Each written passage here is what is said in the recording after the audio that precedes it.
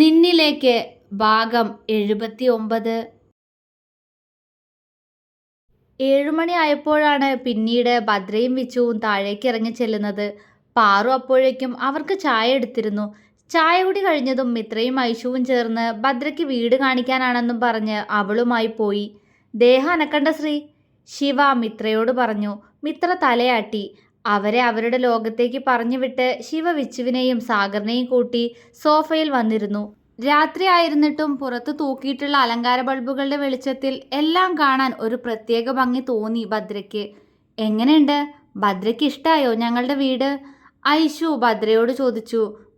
അടിപൊളി വീടാ, നല്ല രസമുണ്ട്, ഭദ്ര പുഞ്ചിരിയോടെ പറഞ്ഞു. ദേ ആ വീട് കണ്ടോ, അതാ മീതുവേട്ടൻ്റെ വീട്. ഏട്ടൻ്റെ ബെസ്റ്റ് ഫ്രണ്ടാ. പക്ഷേ ഇവിടെ വന്നിട്ട് ഏട്ടൻ ഇതുവരെ അങ്ങോട്ട് പോയിട്ടില്ല, അവള് പറഞ്ഞു. അതെന്താ? ഭദ്രയ്ക്ക് സംശയം. അത് അവിടെ മിഥുനേട്ടൻ്റെ അമ്മയും അച്ഛനൊക്കെ ഇല്ലേ, പഴയതൊക്കെ പറഞ്ഞ് അവർ കണ്ണു നിറച്ച ദത്തേട്ടനും സങ്കടാവും ഭദ്രേ, അതുകൊണ്ടാ, മിത്ര വിഷമത്തോടെ പറഞ്ഞു. എന്നാലൊന്ന് പോയി കാണണല്ലോ. നമുക്ക് മൂന്നാക്ക് നാളെ പോയാലോ? വയ്യാതെ കിടക്കുന്ന ആളല്ലേ? ഭദ്ര ചോദിച്ചു. എനിക്കും കാണണമെന്നുണ്ട്, ഞാൻ ഇതുവരെ ആളെ കണ്ടിട്ടില്ല, മിത്രയും പറഞ്ഞു. എന്നാ നാളെ നമ്മൾ ഉറപ്പായിട്ടും മിഥുനേട്ടനെ കാണാൻ പോവും അല്ലേ ഐശു? ഭദ്ര ആവേശത്തോടെ ഐശുവിനോട് ചോദിച്ചു. ഐശുവിൻ്റെ മുഖം മങ്ങി. ഞാനില്ല ഭദ്രേ, നീയും മിത്രയും കൂടി പോയാൽ മതി. ഞാൻ വന്നാൽ ശരിയാവില്ല. എനിക്ക് ആളെ അങ്ങനെ കാണാൻ സങ്കടാ. ഇടറുന്ന സ്വരത്തോടെ അത്രയും പറഞ്ഞപ്പോഴേക്കും അവളുടെ കണ്ണുകൾ നിറഞ്ഞൊഴുകിയിരുന്നു. മിത്രയും ഭദ്രയും അവളെ പകച്ചു നോക്കി. ഐശു, മിത്ര വിളിച്ചു. അവൾ പെട്ടെന്ന് കണ്ണുകൾ അമർത്തി തുടച്ചു. നിങ്ങൾ സംസാരിക്കേ, എനിക്ക് ചെറിയൊരു തലവേദന, ഒന്ന് കിടക്കട്ടെ. അതും പറഞ്ഞ് അവൾ പെട്ടെന്ന് അകത്തേക്ക് ഓടിപ്പോയി. മിത്ര ഭദ്രയുടെ തോളിലേക്ക് തല ചാരി വെച്ചു. മിത്രേ, ഐശുവിന് എന്തു പറ്റി? ഭദ്ര ചോദിച്ചു. എനിക്ക് ചില സംശയങ്ങളൊക്കെ ഉണ്ട് ഭദ്രേ. ഇവിടെ വന്ന ശേഷം മിഥുനേട്ടനെ കുറിച്ച് ദത്തേട്ടൻ സംസാരിക്കുമ്പോഴെല്ലാം മങ്ങിയ മുഖത്തോടെ ഇരിക്കുന്നത് കാണാം ഐശു. മിത്രയുടെ സ്വരം താഴ്ന്നു. മിത്രേ, നീ പറഞ്ഞു വരുന്നത്? ഭദ്ര ചോദിച്ചു. മിത്ര അവളുടെ മുഖത്തേക്ക് നോക്കി. എന്നോട് എല്ലാ കാര്യങ്ങളും പറഞ്ഞു എന്ന് കരുതി എൻ്റെ ദത്തേട്ടൻ അറിയാത്ത ഒരേ ഒരു കാര്യം, അത് അവളാ ഭദ്രേ, ഐശ്വര്യ. മിത്രയുടെ കണ്ണ് കലങ്ങി. ഉറപ്പാണോ നിനക്ക്? ഭദ്രയ്ക്കും വിഷമം വന്നു. ഉറപ്പില്ല, പക്ഷേ സംശയമുണ്ട്. ആ സംശയം തീരണമെന്നുണ്ടെങ്കിൽ നാളെ മിഥുനേട്ടനെ കാണാൻ നമ്മൾ പോകുമ്പോൾ നമുക്കൊപ്പം ഐശു ഉണ്ടാവണം, മിത്ര തീരുമാനം പോലെ പറഞ്ഞു. അവള് വരുമോ? ഭദ്ര സംശയത്തോടെ ചോദിച്ചു. വരും, അത്രമാത്രം പറഞ്ഞുകൊണ്ട് മിത്ര ഭദ്രയെ നോക്കി കണ്ണു ചിമ്മി. ഭദ്ര അവളെ നോക്കി എന്തോ മനസ്സിലായതുപോലെ നിറഞ്ഞു ചിരിച്ചു. അടുത്ത ദിവസം ഐശുവും സാഗറും രാവിലെ ഓഫീസിൽ പോയിരുന്നു. നാളെ മുതൽ ശിവയും ഓഫീസിൽ വരാമെന്ന് ഏറ്റിട്ടുണ്ട്. കൂടെ വിച്ചു ഉണ്ടാവും. വിച്ചുവിന് ഓഫീസ് കാര്യങ്ങൾ നോക്കാനുള്ള പഠിപ്പൊന്നും ഇല്ലെങ്കിലും തൽക്കാലം അവൻ അവിടെ എന്തെങ്കിലും ജോലി കൊടുക്കാനാണ് ശിവ തീരുമാനിച്ചിരിക്കുന്നത്. അറിയാത്തൊരു വീട്ടിൽ വെറുതെ നിൽക്കുന്നതിൻ്റെ ബുദ്ധിമുട്ട് വിച്ചുവിനുണ്ടെന്ന് മനസ്സിലാക്കിക്കൊണ്ടായിരുന്നു ശിവയുടെ ആ തീരുമാനം. കേട്ടപ്പോൾ വിച്ചു ഹാപ്പി. രാവിലെ തൊട്ട് മിത്രയും ഭദ്രയും പാറുവിൻ്റെ കൂടെ തന്നെയാണ്. ഭദ്രയ്ക്കും പാറുവിനെ ഒത്തിരി ഇഷ്ടമായി. ഇരുവരുടെയും കുടുംബക്കാരെക്കുറിച്ചെല്ലാം ഭദ്ര പാറുവിനോട് അന്വേഷിച്ചു. പണമുണ്ടാക്കി കുറച്ച് സെറ്റിൽഡ് ആയപ്പോൾ സാഗറിൻ്റെ ബ്രദറും ബന്ധുക്കളും അന്വേഷിച്ചു വന്നിരുന്നുവെന്നും അടുക്കാൻ ശ്രമിച്ചിരുന്നുവെന്നും പാറു പറഞ്ഞു. സാഗർ അതിൽ സന്തോഷത്തിൽ തന്നെയായിരുന്നു. പക്ഷേ കുറച്ച് ദിവസങ്ങൾക്ക് ശേഷം അവർ കടമായി കുറച്ചധികം തുക സാഗറിനോട് ചോദിച്ചപ്പോൾ തന്നെ തൻ്റെ പണം കണ്ടിട്ടാണ് അവർ വന്നതെന്ന് അയാൾക്ക് മനസ്സിലായിരുന്നു. എന്നിട്ടും അയാൾ കുറച്ച് പണം അവർക്ക് നൽകി. ഇനി തന്നെ അന്വേഷിച്ച് വരരുതെന്നും പറഞ്ഞു.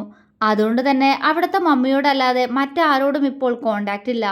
സാഗറിന്റെ പപ്പ അയാളെ പണ്ടേ ഒഴിവാക്കിയ മട്ടാണ്. ഒരു നിശ്വാസത്തോടെ പാറു പറഞ്ഞു നിർത്തവേ ഭദ്രയ്ക്ക് പാറുവിന്റെ വീട്ടുകാരെ കുറിച്ച് ചോദിച്ചറിയാൻ ആഗ്രഹം തോന്നി. പക്ഷേ മിത്ര കണ്ണുകൾ കൊണ്ട് അവളെ വിലക്കിയിരുന്നു. അപ്പോഴേക്കും പാറുവിന്റെ ഏട്ടന്റെ വിവാഹം കഴിഞ്ഞു എന്നും അവരുടെ വീട്ടുകാർ ഇങ്ങനെ ഒരു മകളെക്കുറിച്ച് ചിന്തിക്കുക കൂടി ചെയ്യുന്നില്ല എന്നും ശിവ പറഞ്ഞ് മിത്രയ്ക്ക് അറിയാവുന്നതാണ്. വൈകുന്നേരം നേരത്തെ വരാമെന്ന് ഐശു പറഞ്ഞതുകൊണ്ട് തന്നെ അവളെ കാത്ത് സമയം നീക്കുകയാണ് പിള്ളേർ. മിത്രയ്ക്ക് ശിവയെ കൂടി മിഥുൻ്റെ വീട്ടിലേക്ക് കൂട്ടണമെന്ന് ആഗ്രഹമുണ്ടായിരുന്നു. എങ്കിലും അവൻ വരില്ല എന്ന ചിന്തയിൽ ബെഡിൽ ആലോചനയോടെ ഇരിക്കുകയാണ് മിത്ര. ആ സമയം തന്നെയാണ് ശിവയും റൂമിലേക്ക് കയറി വന്നത്. അവനെ കണ്ടതും അവൾ അവനെ നോക്കി ഒന്ന് ചിരിച്ചു കൊടുത്തു. ശിവ അവളെ സംശയത്തോടെ നോക്കി. ഇതെന്താ നീ ഡ്രസ്സൊക്കെ മാറ്റിയിരിക്കുന്നേ? എങ്ങോട്ടെങ്കിലും പോവാനാണോ? എവിടേക്കാ? എന്നോട് പറഞ്ഞില്ലല്ലോ. ഇവിടുന്ന് തനിച്ചെങ്ങോട്ടും പോവണ്ട ശ്രീ, അവൻ പറഞ്ഞു. മിത്ര അവനെ കൂർപ്പിച്ചു നോക്കി. ഓ, ഇങ്ങനെ പെട്ടെന്ന് പെട്ടെന്ന് ഓരോന്ന് പറയാതെ നിർത്തി നിർത്തി പറയേണ്ടത് തേട്ടാ. അവൾ ചുണ്ടു കൂർപ്പിച്ചു. അവൻ ഡോറടച്ച് ചിരിയോടെ അവളുടെ അടുത്തേക്ക് വന്ന് അവളുടെ മടിയിലേക്ക് തല വെച്ച് കിടന്നു. മിത്ര അവൻ്റെ തലമുടിയിലൂടെ തഴുകി അവൻ്റെ മുഖത്തേക്ക് നോക്കി. പിന്നെന്തിനാ ഡ്രസ്സ് മാറ്റിയേ, അത് പറ. അവൻ തലമുടിയിലിരിക്കുന്ന അവളുടെ കൈ പിടിച്ചെടുത്ത് അതിൽ ചുംബിച്ചുകൊണ്ട് ചോദിച്ചു. അത് അപ്പുറത്തെ വീട്ടിൽ പോയി മിഥുനേട്ടനൊന്ന് കാണായിരുന്നു ദത്തേട്ടാ. വെയ്യാതെ കിടക്കുന്ന ആളല്ലേ, അങ്ങനെയുള്ള ഒരാളെ ചെന്ന് കണ്ടില്ലെങ്കിൽ മോശമല്ലേ? അതും നമ്മളിവിടെ ഉണ്ടായിട്ടും ഒന്ന് അങ്ങോട്ട് തിരിഞ്ഞു നോക്കിയില്ലെങ്കിൽ മോശമല്ലേ ദത്തേട്ടാ? അവൾ സ്നേഹത്തോടെ അവനോട് ചോദിച്ചു. ശിവയുടെ മുഖം മങ്ങിപ്പോയി. നീ തനിച്ചെങ്ങനെ പോവും? ഭദ്ര വരുന്നുണ്ടോ കൂടെ? അവൻ ചോദിച്ചു. ആ, ഭദ്ര ഐഷു ഉണ്ട്. പിന്നെ ഭദ്ര വിഷ്ണുവേട്ടനോടും സംസാരിക്കട്ടെ എന്ന് പറയുന്നുണ്ട്. അപ്പോൾ വിഷ്ണുവേട്ടനും ഉണ്ടാവും. ദത്തേട്ടനും കൂടെ വരുമോ? അവൾ പ്രതീക്ഷയോടെ ശിവയുടെ മുഖത്തേക്ക് നോക്കി. ഞാനില്ല ശ്രീ, അവൻ പറഞ്ഞു. മിത്ര അവനെ അലിവോടെ നോക്കി. അതെന്താ ദത്തേട്ടാ, വാന്നേ, ഇവിടെ ഉണ്ടായിട്ടൊന്നും അങ്ങോട്ട് പോവാതിരുന്ന എങ്ങനാ? അവൾ ചോദിച്ചു. അവൻ അവളുടെ മടിയിൽ നിന്നും എഴുന്നേറ്റിരുന്നു. മിത്ര അവൻ്റെ മുഖത്തേക്ക് നോക്കി. എന്തോ അവിടെയുള്ളവരൊക്കെ കാണുമ്പോൾ പഴയത് ഓരോന്നും ഓർമ്മ വരും. അല്ലെങ്കിലും ഏഞ്ചൽ ഉണ്ട് ഇപ്പോഴും എൻ്റെ ഒപ്പം. എനിക്കറിയാം അത്. ഇതുവരെ എന്നെ സ്നേഹിക്കാൻ കഴിയാതെ പോയ സങ്കടമെല്ലാം അവൾ എന്നോട് പറയുന്നത് കേൾക്കുന്നുണ്ട് ഞാൻ. അവൻ കണ്ണ് നിറച്ചുകൊണ്ട് പറഞ്ഞു. മിത്രയുടെ കണ്ണും നിറഞ്ഞു. അങ്ങനെയെങ്കിൽ ഉറപ്പായിട്ടും ദത്തേട്ടൻ അങ്ങോട്ട് വരണം. മിഥുനേട്ടൻ്റെ പ്രണയമല്ലേ ഏഞ്ചല്, അത് അവൾക്കും അറിയാമായിരുന്നല്ലോ. അങ്ങനെയുള്ളപ്പോൾ അവളുടെ പേരും പറഞ്ഞ് ദത്തേട്ടൻ അങ്ങോട്ട് പോവാതിരുന്ന ഏറ്റവും വേദനിക്കുന്നത് ഏഞ്ചലിന് തന്നെയാവും. അവൾ അലിവോടെ പറഞ്ഞു. ശിവയൊന്ന് വിതുമ്പി. വിഷമിക്കല്ലേ, ആരും കഴിഞ്ഞതൊന്നും പറയില്ല. ദത്തേട്ടൻ്റെ മനസ്സ് അവർക്കറിയാവുന്നതല്ലേ. അപ്പോൾ അവർക്കുള്ളിലെ സങ്കടം അവരെങ്ങനെ ദത്തേട്ടനെ അറിയിക്കും? നമ്മളെപ്പോലെ തന്നെ ഏഞ്ചലി ഭൂമിയിൽ നിന്ന് പോയത് അവർക്കും താങ്ങാൻ കഴിയാത്ത കാര്യം തന്നെയാ ദത്തേട്ടാ. അവൾ ഇടർച്ചയോടെ പറഞ്ഞു. ശിവ മൂളിയതേ ഉള്ളൂ. എന്തുക്കും ദേ, ഇനി കരഞ്ഞാണ്ടല്ലോ നല്ല കടി വെച്ച് തരും ഞാൻ. അവൻ്റെ സങ്കടം മാറ്റാനായി കുറുമ്പോടെ പറഞ്ഞുകൊണ്ട് അവൾ പെട്ടെന്ന് അവൻ്റെ താടിക്കിടയിലൂടെ അവൻ്റെ കവിളിൽ അമർത്തിക്കടിച്ചു. ആ ശ്രീ! ശിവ വേദനയോടെ കണ്ണുകൾ ഇറുക്കി അടച്ചുകൊണ്ട് വിളിച്ചു. മിത്ര അപ്പോഴേക്കും അവൾ കടിച്ചിടത്തു നിന്നും പല്ലകത്തി മാറ്റി അവിടെ നിന്നും മുഖമുയർത്തി അവൻ്റെ മുഖത്തേക്ക് നോക്കി. തന്നെ തന്നെ നോക്കി വല്ലാത്ത ഭാവത്തോടെ ഇരിക്കുന്ന ശിവയെ കണ്ട് മിത്ര ഞെട്ടി. അവൻ്റെ മുഖമാകെ ചുവന്നിരിക്കുന്നു. അവൾ ഉമിനീരിറക്കി. ദത്തേട്ട, ഞാൻ വെറുതെ. ദത്തേട്ടൻ വരുന്നില്ലെങ്കിൽ വരണ്ട, ഞാൻ പൊക്കോളാം. അത്രയും പറഞ്ഞുകൊണ്ട് അവൾ പെട്ടെന്ന് ബെഡിൽ നിന്നും ചാടി എഴുന്നേറ്റ് പുറത്തേക്ക് നടക്കാനൊരുങ്ങി. പക്ഷേ ശിവ പെട്ടെന്ന് അവളുടെ കയ്യിൽ പിടിച്ചു വലിച്ച് അവളെ ബെഡിലേക്ക് ഇട്ട് കഴിഞ്ഞിരുന്നു. മിത്ര അവനെ മിഴിച്ചു നോക്കി. ശിവ അവളെ നോക്കി വല്ലാത്ത ഭാവത്തോടെ ചിരിച്ചുകൊണ്ട് അവൻ്റെ ഷർട്ടിൻ്റെ ബട്ടൺ അഴിക്കാൻ തുടങ്ങി. ദത്തേട്ട പ്ലീസ്, ഞാൻ ഡ്രസ്സൊക്കെ മാറി നിൽക്കുമല്ലേ, അവൾ വിറയലോടെ പറഞ്ഞു. അതുകൊണ്ട്? അവൻ്റെ സ്വരത്തിൽ എന്തോ മാറ്റം. അതുകൊണ്ട് വേണ്ടെന്നേ, ഞാൻ പൊക്കോട്ടെ, മുടിയൊക്കെ കേടുവരും, അവൾ പറഞ്ഞു. മുടി ഞാൻ കെട്ടിത്തരാം, അവനും പറഞ്ഞു.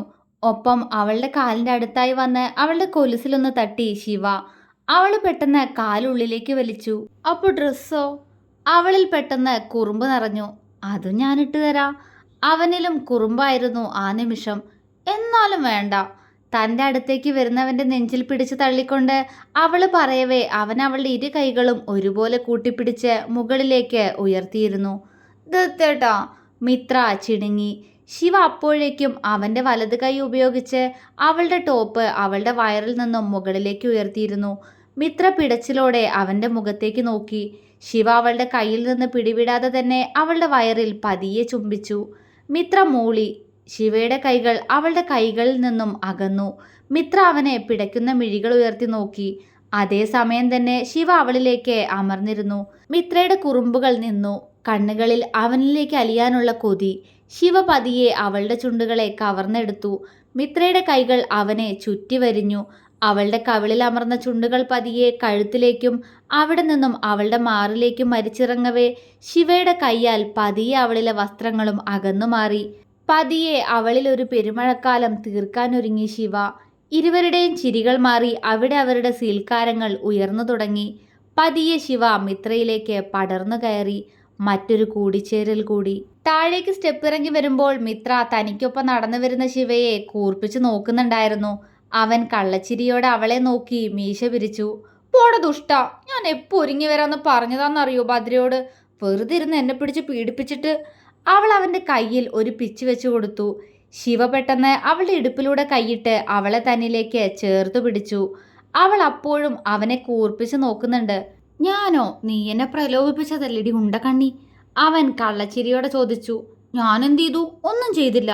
അവൾ ചുണ്ടുകോട്ടി. ഏയ് ഇല്ലില്ല, നീ എന്നെ കടിച്ചില്ലേ, അതുകൊണ്ടാ. അവൻ അവളുടെ ചെവിയിൽ മീശ കൊണ്ടെന്ന് ഇളക്കി. ദത്തേട്ടാ. ചിടുങ്ങിക്കൊണ്ട് അവൾ ചെവി വെട്ടിച്ചു. ശിവ ചിരിയോടെ അവളെ തന്നിൽ നിന്നും മോചിപ്പിച്ചു. വെറുതെ ഇനി എൻ്റെ മുന്നിൽ നിന്ന് ചിണുങ്ങാതെ. എന്നാ പിന്നെ മിഥുൻ്റെ വീട്ടിലേക്കുള്ള പോക്ക് നാളേക്ക് ആക്കേണ്ടി വരും. അവൻ സ്വയം ചുണ്ടൊന്ന് കടിച്ചു. മിത്രയുടെ മുഖം ചുവന്നു. അയ്യപ്പോ! നാണത്തോടെ അത്രയും പറഞ്ഞുകൊണ്ട് ശിവയെ തള്ളി മാറ്റി അവള് സ്റ്റെപ്പ് ഓടിയിറങ്ങി. എന്നാൽ പെട്ടെന്ന് പിടിച്ചു കെട്ടിയതുപോലെ അവൾ അവിടെ തന്നെ നിന്നുപോയി. മുന്നിൽ അവളെ കൂർപ്പിച്ചു നോക്കി നിൽക്കുന്ന ഭദ്ര. സോഫയിലിരുന്ന് അവരെ വീക്ഷിക്കുന്ന വിച്ചുവും പാറുവും. മിത്ര ഭദ്രയെ നോക്കി ചിരിക്കാൻ ശ്രമിച്ചു. എന്താ ഭദ്രേ? വരുത്തി കൂട്ടിയ ചിരിയോടെ മിത്ര ചോദിച്ചു. എന്താന്നോ? നീ എപ്പോ പോയതടി മുകളിലേക്ക്? ഇപ്പൊ വരാമെന്നും പറഞ്ഞു പോയതല്ലേ? അപ്പൊ തൊട്ട് ഒരുങ്ങി നിൽക്കുന്നതാ ഞാൻ. ഐഷു പോലും ഓഫീസിൽ നിന്ന് വന്ന് ഫ്രഷ് ആവാൻ പോയി. എന്നിട്ടും ഇപ്പോഴാണോ നിനക്കിങ്ങോട്ട് എഴുന്നള്ളാനായത്? ഭദ്ര പല്ലിരുമ്മി. അത് പിന്നെ ഞാൻ. മിത്രയ്ക്ക് പെട്ടെന്ന് എന്ത് പറയണമെന്ന് അറിയാൻ വയ്യാതായി. അത് ഞാനും ശ്രീയും കൂടി സംസാരിച്ചിരുന്നു പോയി ഭദ്രേ. നേരം പോയത് അറിഞ്ഞില്ല. മിത്രയുടെ അടുത്തേക്ക് ഇറങ്ങി വന്ന് ശിവ ചിരിയോടെ പറഞ്ഞു. ഭദ്ര അവനെ സംശയത്തോടെ നോക്കി. വിച്ചുവിൻ്റെ ചുണ്ടിൽ പക്ഷേ ഒരു കള്ളച്ചിരി ഉണ്ടായിരുന്നു. ഇങ്ങനെ പകലുള്ള സംസാരം അത്ര നല്ലതല്ല, ഒരു ആക്കലോടെ വിച്ചു പറഞ്ഞു. ഭദ്ര അവനെ നോക്കി മുഖം ചുളിച്ചു. ശിവ പക്ഷെ അവനെ നോക്കി പല്ല് കടിക്കുന്നുണ്ട്. നീയും വേണമെങ്കിൽ പോയി സംസാരിച്ചോ, ചുണ്ട് കൊട്ടിക്കൊണ്ട് ശിവ പറഞ്ഞു. വിച്ചുവിന് ചിരി വന്നുപോയി. അല്ല, നിങ്ങൾ അപ്പുറത്തോട്ട് പോവാൻ ഇറങ്ങിയതല്ലേ? ഒത്തിരി ഇരുട്ടു മുന്നേ പോയി വാ മക്കളെ. പാറു പെട്ടെന്ന് ഇടയ്ക്ക് കയറി പറഞ്ഞു. അത് ശരിയാ. അല്ല, ഐഷു എവിടെ അമ്മേ? അവളും വരുന്നുണ്ട് ഞങ്ങളുടെ കൂടെ. മിത്ര ഭദ്രയുടെ കയ്യിൽ പിടിച്ചുകൊണ്ട് പാറുവിനോട് ചോദിച്ചു. അതേ നിമിഷം തന്നെ മുകളിലെ റൂമിൽ നിന്നും ഐഷു താഴേക്ക് ഇറങ്ങി വന്നു. മിത്രയും ഭദ്രയും പരസ്പരം നോക്കിയൊന്ന് പുഞ്ചിരിച്ചു. തുടരും.